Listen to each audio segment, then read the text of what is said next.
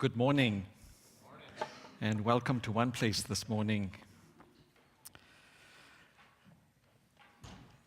This morning, we continue our study of Paul's letter to the Corinthians, and today we are in chapter 11, 1 Corinthians chapter 11, a most difficult chapter. I'm expecting today that there will be people here because they've heard it was going to be chapter 11, and they'll specially come here to listen to what this teaching is going to be about. As I was preparing this week to prepare for the service, for the teaching moment here, I read a number of commentators, and I read one by Craig Bloomberg. And this author says this about the passage we're going to look at this week. He says, this passage is probably the most complex, controversial, and opaque of any text of comparable length in the New Testament. Wow, that's this text. Complex, controversial, opaque, fuzzy, dark, not visible. Okay, so that's our text for today.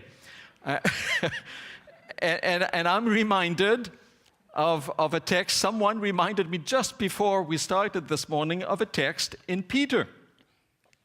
2 Peter chapter 3, Peter, the apostle of Jesus, says something about Paul. So then, dear friends, chapter 3, verse 14, so then, dear friends, since you are looking forward to this, the second coming of Jesus, making every effort to be found spotless, blameless, and at peace with him, bear in mind that our Lord's patience means salvation. Just as our dear brother Paul also wrote you with the wisdom that God gave him. He writes the same way in all his letters, speaking in them of all these matters. His letters contain some things that are hard to understand, which ignorant and unstable people distort as they do the other scriptures to their own destruction. You got somebody like Peter who says that Paul is hard to understand. And they're from the same culture. They're from the same time. And Peter has difficulties understanding what Paul says. Well, how about us 2,000 years later? How are we going to understand Paul? Well, that's one of those texts here this morning.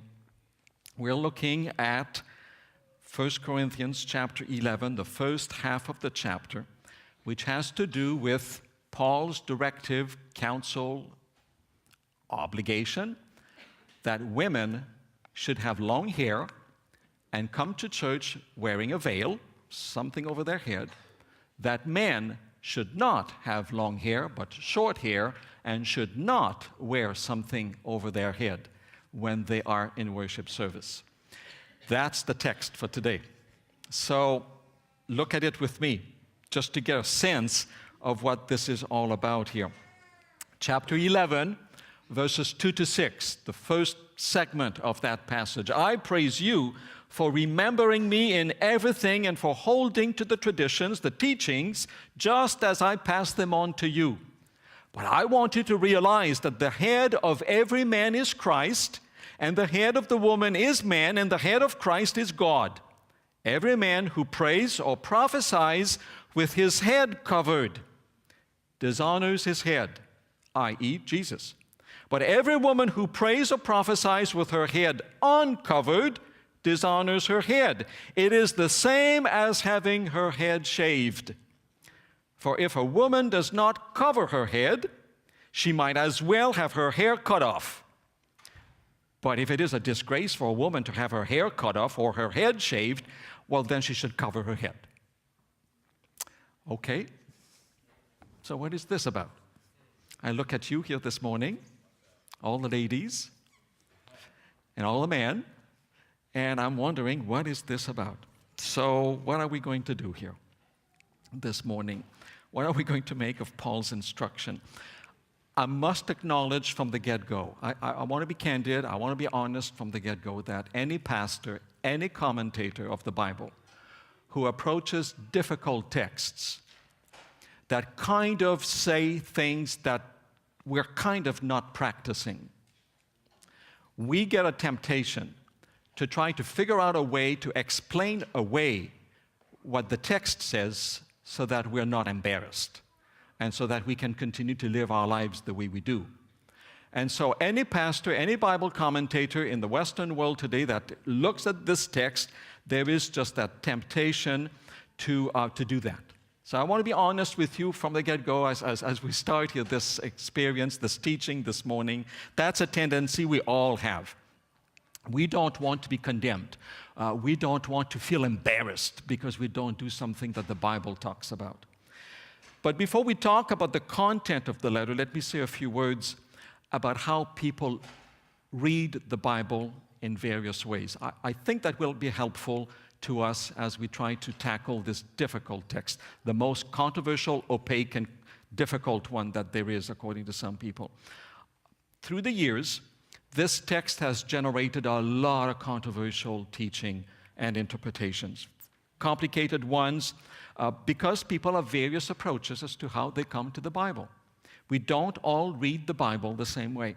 There are different ways of reading the Bible and understanding what it says. For some people, the Bible is primarily a book of inspired facts.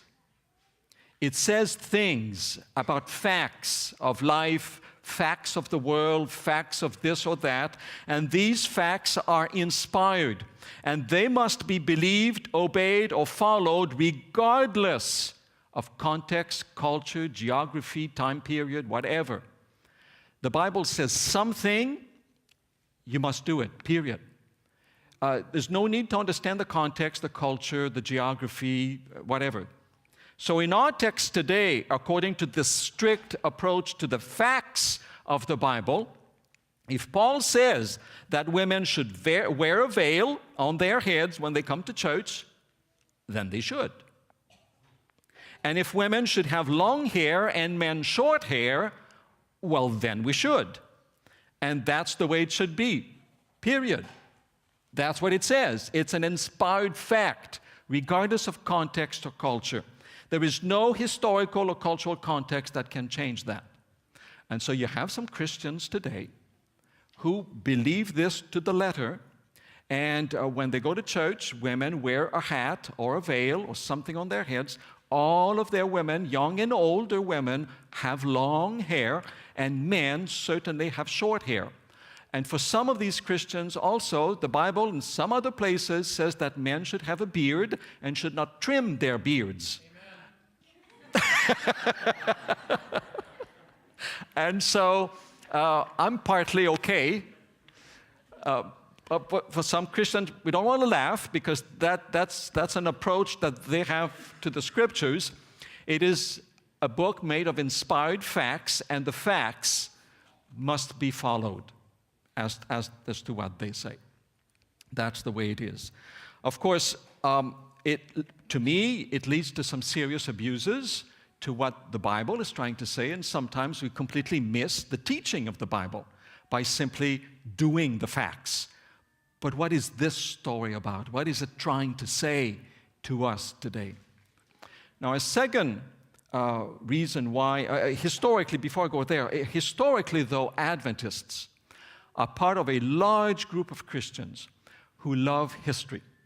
We love history. We've got a department of history here at the undergraduate level. We have a department of church history at the graduate level. We love history, we love culture, we love geography. We love to try to understand what the Bible says in its own context, in its own time. We have always loved to try to understand that better. So we're part of a large group of Christians who believe that to try to understand the cultural context of what it says in the Bible is helpful to understand what the Bible is trying to say. So for us to promote a sound historical understanding of the Bible is very important. And to us it is important, therefore, to know that as we approach difficult texts like this one. So we do understand the literal words of the text, long hair, short hair, veils and no veils, but then we want to try to understand also the historical context. Why is Paul saying this? What's the point here? We're part of that mindset as a group of Christians. Now, a second reason why this text is an important one is because of a huge debate that's going on in our church at the moment. I alluded to it a few weeks ago when I talked about the passage in Corinthians that talks about divisions in the church. We are debating women's ordination at the moment. That's a big thing for us. And it's going to come to a head in July. And for us as Adventists, some Adventists look at this passage here in 1 Corinthians 11, where it talks about women and men relationships, and it says a few things that we'll go to in a moment. And these things, for some Adventists, you've got to take them literally, just as the way it says. And so for some people also, they take this text in Corinthians 11, combine it, join it with 1 Corinthians 14 and 1 Timothy 2, where Paul says, as a matter of fact, women should be silent in a religious meeting. Well, that's a fact of the Bible. And for some people, that's a fact. It's an inspired fact. There's no ifs or buts, no historical or cultural context that is changing the fact. Women should not speak in church. So should not be pastors, should not be elders, should not, certainly not be an ordained pastor, and so on.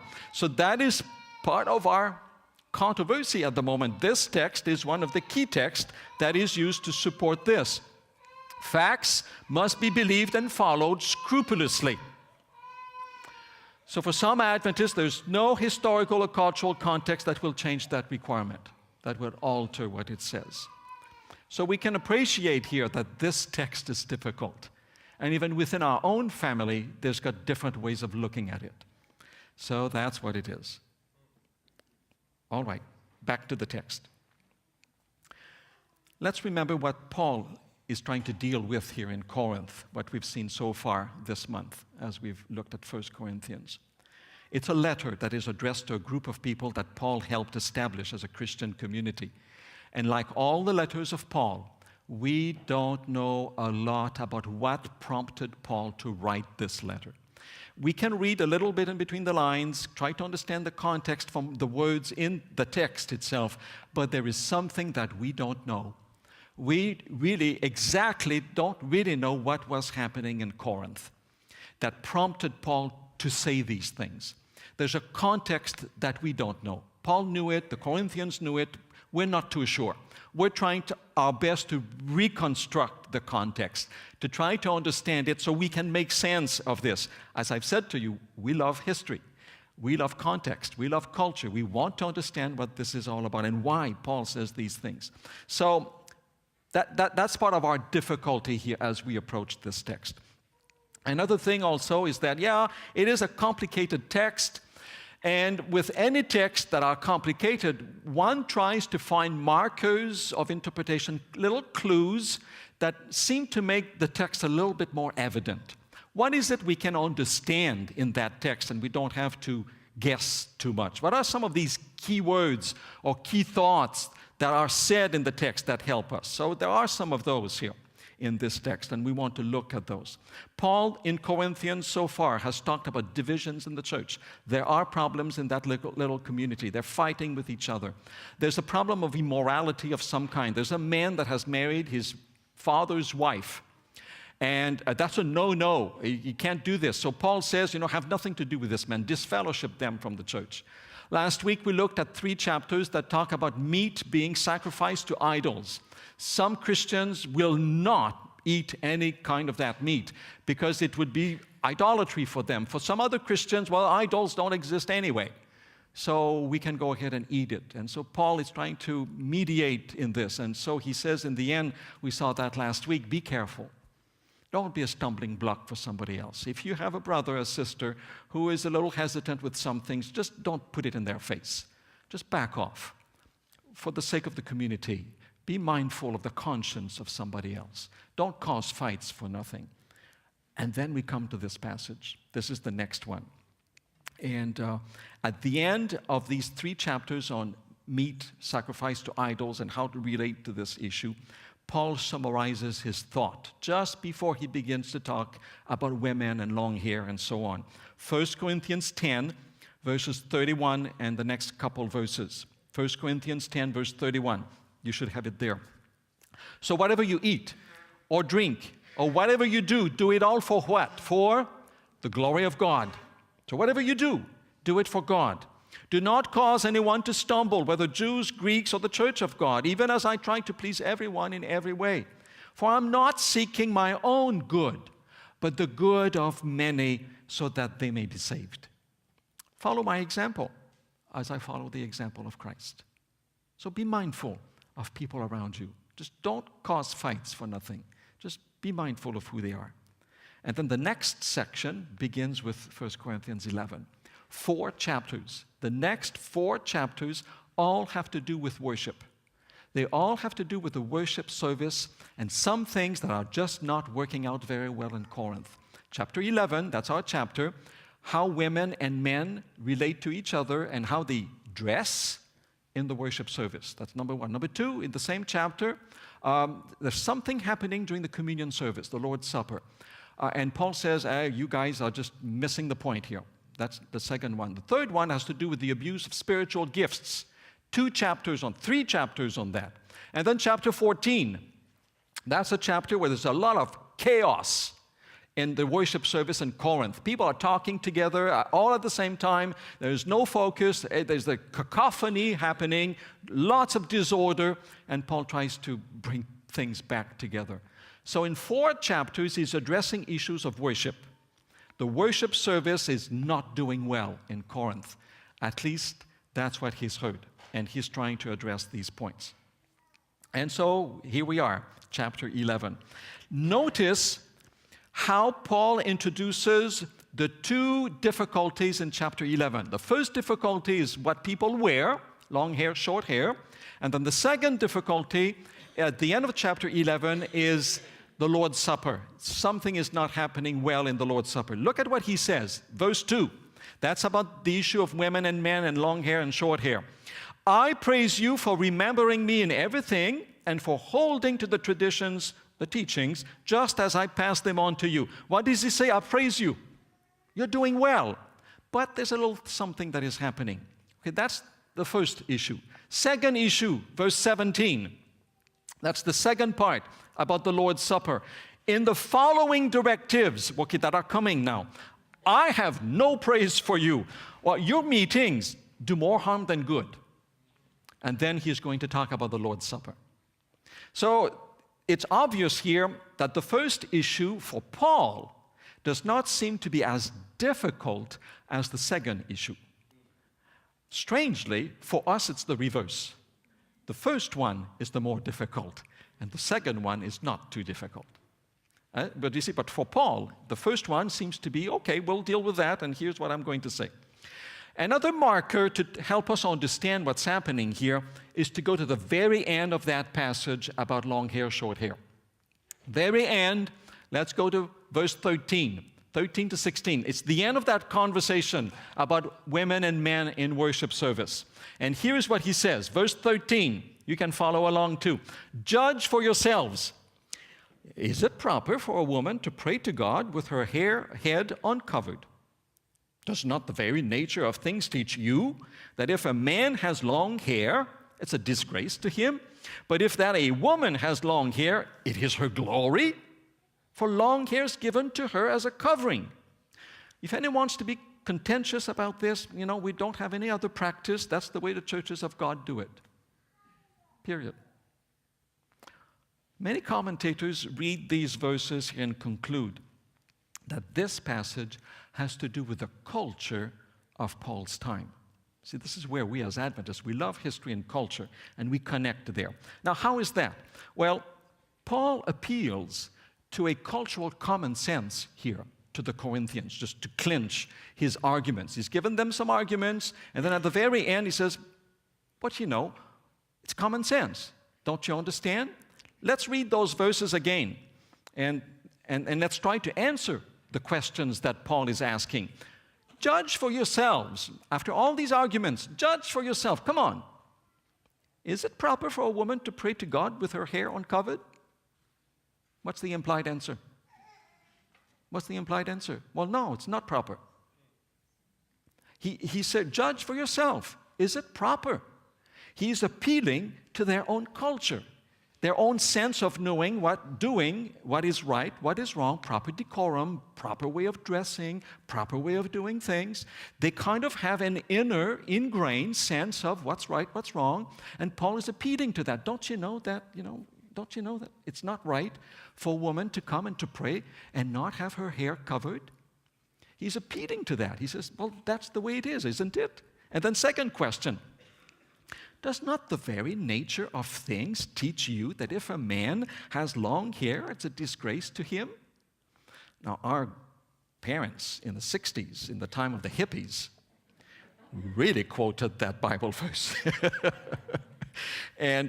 But that if a woman has long hair, it is her glory. What's the implied answer here to that question? Isn't the very nature of things just teaching you something? He's appealing to natural common sense of that culture. According to that culture, a man has short hair and a woman has long hair. Now, there's something else he doesn't say in that. Is that according to that culture at that time, you don't wear a beard if you're a man. You clean shave. That culture was clean-shaven for men. But that's not part of the issue here. It's not being discussed. The hair is the thing that is being issued. And he is appealing to just natural, cultural sense of propriety. Something is happening in Corinth in the worship service that is not propriety, that is not proper, that is a breach of decorum, of cultural decorum of some kind. And he says to them, come on, you know that. I don't need to argue with you. It's already part of you. Well, people read these verses and say, oh, okay, now we get the point. He's arguing from some cultural perspectives. We don't know that culture anymore. We're trying to reconstruct it, trying to understand what it would have been in that period of time. And then in verse 16, the last verse of that conclusion, if anyone wants to be contentious about this, we don't have any other practice. That's the way we do it in the churches of God. That's it. That's the way we do things. He's appealing again to a common sense. Don't you know? This is the way we do things. So these are key phrases, key sentences there at the end of this discussion. Paul and the Corinthians are having a discussion about some cultural norms that some women, some men in Corinth are transgressing. They're not following the proper decorum. There is something happening during the worship services in Corinth that breaks or transgresses that cultural decorum of behavior. And Paul is addressing that. It has to do with what women and men wear or don't wear on their heads. And so to him, that's a major breach of proper ways of doing things. What we don't know is why Paul says that. We don't really know exactly that context. We know his answer, but we don't really know why. And so as far as we know, by the context, by the historical context that we know at the time, both men and women in Rome, in Roman culture, in Greek culture, in Corinthian culture, dressed particularly with particular decorum when it came to worshiping their gods, the pagan gods. When people went to a temple to worship, people were dressed in a particular way. Men, when they entered into a pagan temple, usually would cover their heads. They would have a toga or something of that kind. They would just unwrap it a little bit, put it over their heads, and they would go pray and do whatever activities they did. Women, there were women who were priestesses in the time of Paul in some of these temples. And the priestesses in these temples were known to be loose women, prostitutes in some cases. They didn't wear veils. Some of them were short-haired, if they had any hair at all. Paul here is probably, I know we're guessing a little bit here, probably trying to just reverse that. What is being done in these pagan temples cannot be done in a Christian service. And so he's reversing the trend. And so if Christians are going to meet together, they cannot do the practices or do the way to get dressed as it happens in these pagan temples. You've got to back off from that. It's a little part of that conversation about meat sacrificed to idols. There are some things that we can accept, there's some things we don't accept. And that's this issue here of culture. How is the culture coming into the church? And Paul is trying probably here to push back. A woman who has a shaved head is known to be promiscuous, to be a loose woman. And to him, Paul reflects on that and says, no, you know by nature, you know culturally, you can't do that. It can't happen in a Christian worship service. So here in Corinth, Paul is discussing how women should dress properly, modestly, when it comes to worship services. Let's remember that Paul appeals to that Greek sense of common decorum, natural common sense. We also know that worship services at the time of Paul likely happened in the homes of a wealthier church member. We call them house churches. A big church, a big house complex. In the middle of that house complex, there likely would have been a courtyard. And in the courtyard, they would have their worship services on Sabbath morning. And so the wealthier persons owning the house would invite people to come. And there could be an atmosphere of familiarity here to some extent. And it could be that in that atmosphere of familiarity, women would not cover their heads during a worship service, or men would, or whatever, something would be happening here. And again, Paul is trying to relate to what is happening here. The context is proper decorum. Another key understanding that is helpful here is the word that is used to translate man. Man, women. The word man here is better translated as the word husband.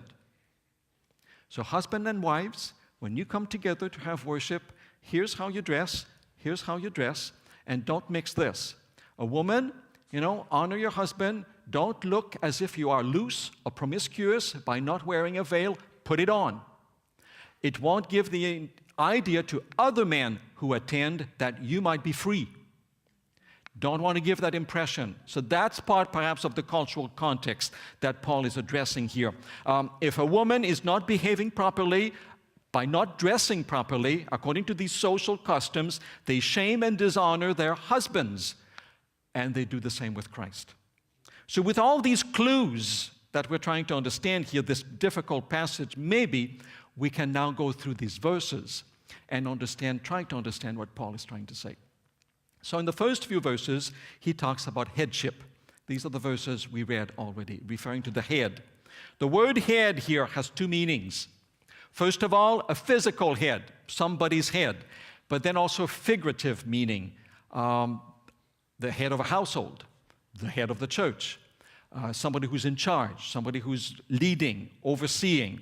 So Paul then uses a closely knit set of arguments there in the next 3 verses, and he contends by keeping her head uncovered, the wife dishonors her figurative head, the husband. It brings shame to her and to her husband.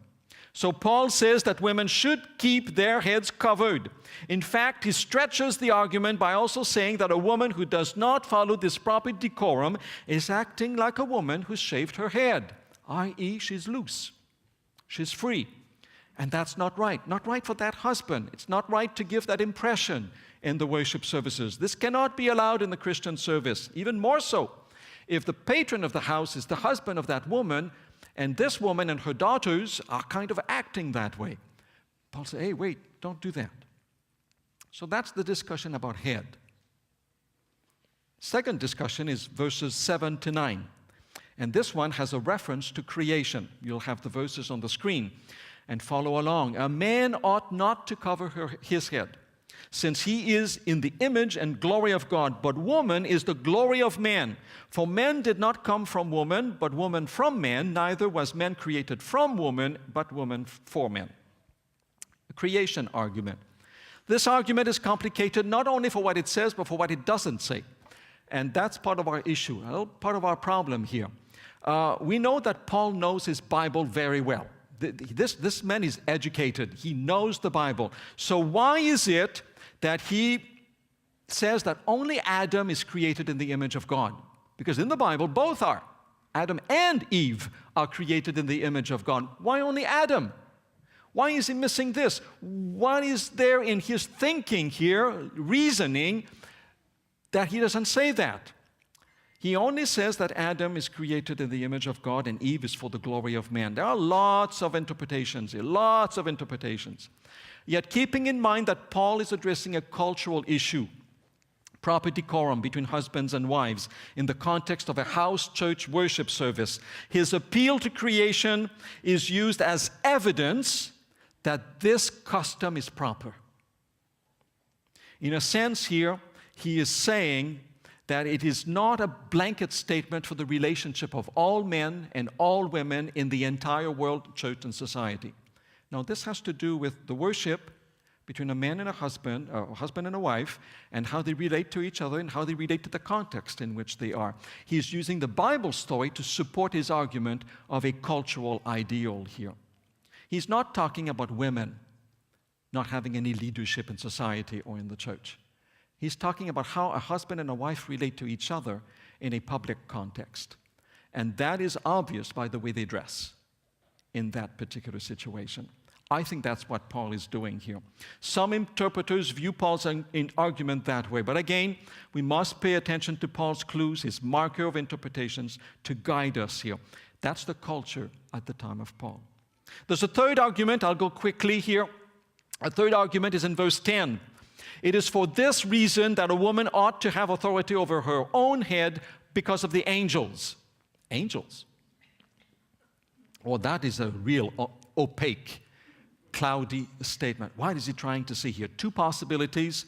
One is mythological. There were a lot of cultures in the time of Paul who believed that this little story of Genesis chapter 6, before the flood, when the sons of God saw the daughters of man and created giants out of mating together. Some people understood sons of God to be evil angels who mated with women and created giants.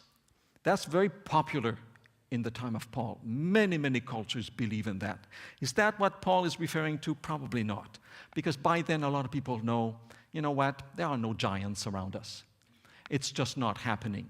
So what is Paul referring to? Likely something better.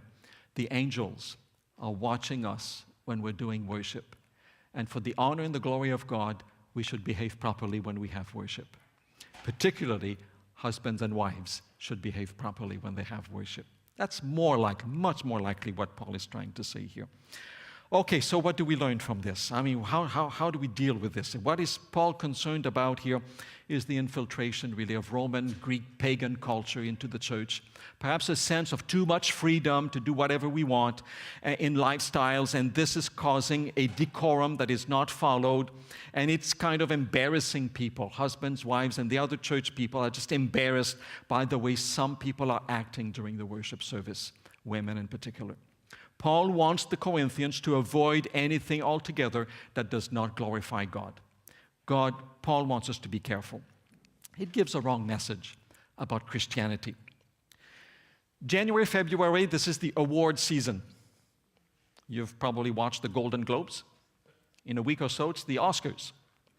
And what's happening at that time? Yeah, all right, we want to see what's the best movie of the year and this and that and the other, but you know what? The media usually doesn't focus too much on that, but focuses on the dresses that these actresses are wearing for that event. And so it's not only the color, it's not only the style, but it's how revealing those gowns are. It seems to be appropriate, perhaps, to dress like this when you go to an award season event, big events like this. Okay, perhaps. How would we feel if people came to church dressed like that? I think that naturally we would kind of say, not sure about this, not too sure about this. Men would certainly talk a whole lot. And then if men came to worship services without a shirt and showing their six-packs, we would kind of feel, not too sure. Maybe you should dress up a little bit more. Sexual attraction is probably not the place to have it in church. Let's have it somewhere else. We have a sense of proper decorum as to how to behave, as to how to do things in church. I think this is the main message that Paul is trying to teach us here.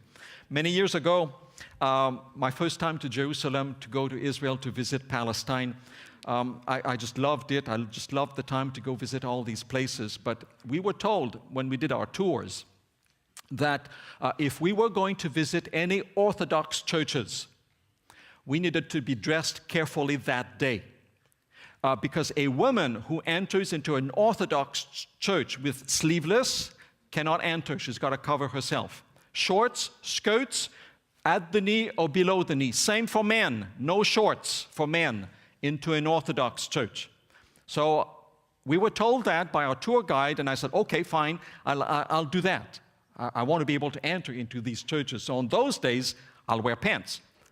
Well, one of those days during the tour, we were told we were not going to visit anything particular, only dusty, hot archaeological sites. And I thought to myself, it's hot, really hot. I'll wear shorts and sandals that day. But halfway through the day, the tour guide changes the itinerary. And he decides that on the way back, since we're not too far, we're going to stop in Palestine and go see in Bethlehem the Church of the Nativity. That's an Orthodox church. That's an ancient one. I absolutely want to go see that church. But I'm in shorts. I got shorts on, I got sandals. She says, that's not going to work. And I'm not alone in the bus that has dressed like that day. So we get to the church.